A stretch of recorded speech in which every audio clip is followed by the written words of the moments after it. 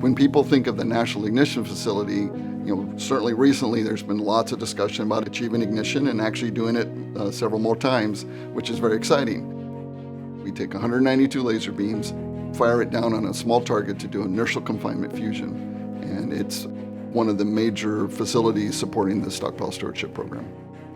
But in order to do that, you need to take care of that facility, and you need to take care of all the systems that are supporting the experiments that are occurring there. We have these regular maintenance periods that we interleave with operations, and then we have these periodic facility maintenance or FM&R periods where we can do the more impactful maintenance and repairs. We will be replacing cryopump 3. So our target chamber has 4 cryopumps, and one of those cryopumps has not been operational for a couple of years.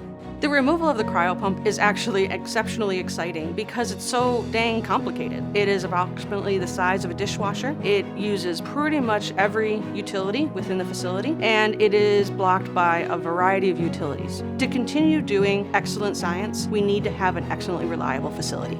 For the first time in the history of operating the machine, we're now going to go beam line by beam line, take the IOMs off the chamber, refurbish them, clean them up, do inspections, and then bring them back to support experiments. An IOM is an acronym that stands for Integrated Optics Module. It is a mechanical electrical assembly about the size of a small shipping crate.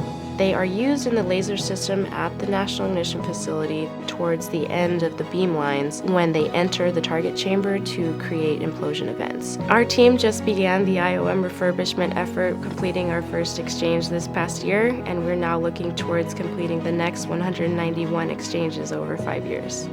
And then the big thing is this whole idea of sustainment, where we're now making investments and upgrading portions of our systems. Well, that's very impactful to experiments. And so FM&R periods are very exciting for myself, for the entire team, because we recognize we have an opportunity to take care of some of the systems that we normally can't take care of during normal experimental times.